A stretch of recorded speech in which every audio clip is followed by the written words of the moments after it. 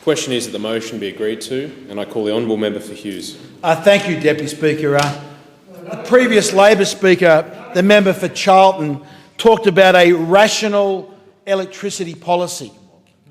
Well, my question to every Labor member, do you really believe that a 50% renewable energy target by 2030 is in any way a rational electricity policy for this nation?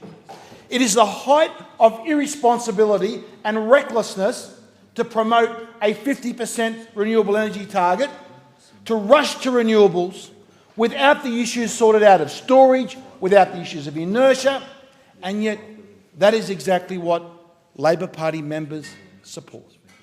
And that is the policy of the Labor state Queensland government.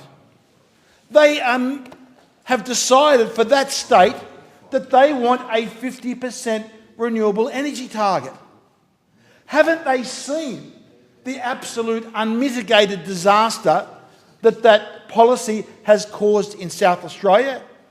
The South Australian experiment, where the Labor South Australian government has turned that state into a guinea pig, has completely and utterly failed. And yet we have the state Labor Party in Queensland wanting to copy that exactly.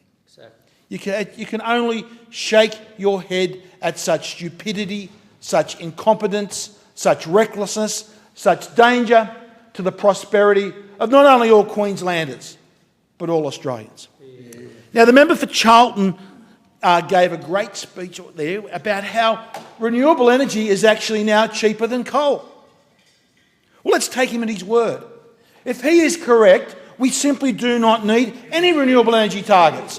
If this is correct, if renewable energy is cheaper and they can do the storage cheaper, as the member for Charlton eloquently explained from the dispatch box, if that's correct, we can wipe out the renewable energy target today. Yep. We can cut it today because renewables will automatically come in because they'll be cheaper. So why aren't we doing this? If that's what they really believe, let's go ahead, let's cut it today, let's not extend it one further cent, and maybe some of those companies, such as AGL, that are pocketing millions and millions of dollars in subsidies from the RET scheme, might want to give some of that money back to charity to help some of the old age pensioners pay for the cost of electricity that they will charge them. That's the test if they're fair income. And that's why, Deputy Speaker, if we are to solve this problem, we need more dispatchable power into the grid as soon as we possibly can. Now, by dispatchable power, I mean that you can simply turn the power on when you need it. And you cannot do that with wind, and you cannot do that with solar, unless you have some type of storage capacity. So if we have a reverse auction, every type of generating facility, whether it be coal, whether it be gas, whether it be hydro, whether it be solar, whether it be wind, whether it be tidal, whether it be geothermal, can all put their best bids into the market. If the member for Charlton is correct, we will simply get more renewables in the market. If he's not correct, we'll get more coal or gas or whatever is the cheapest. But that is what will put electricity prices down in this country. And that is what we need to do. Also, I'd again call on all members not to misrepresent the facts in this debate.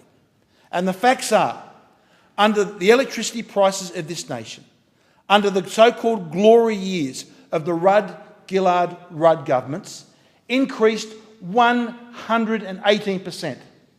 They are the numbers from the Australian Bureau of Statistics, 118% under the Rudd governments.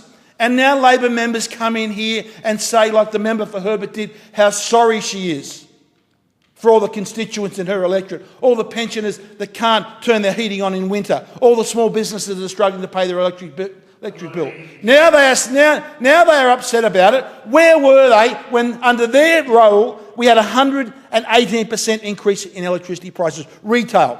Now, it is true that wholesale electricity prices have increased under the coalition government. That is a fact. But the reason that it has is because of the insane policies that we've inherited from the Labor government.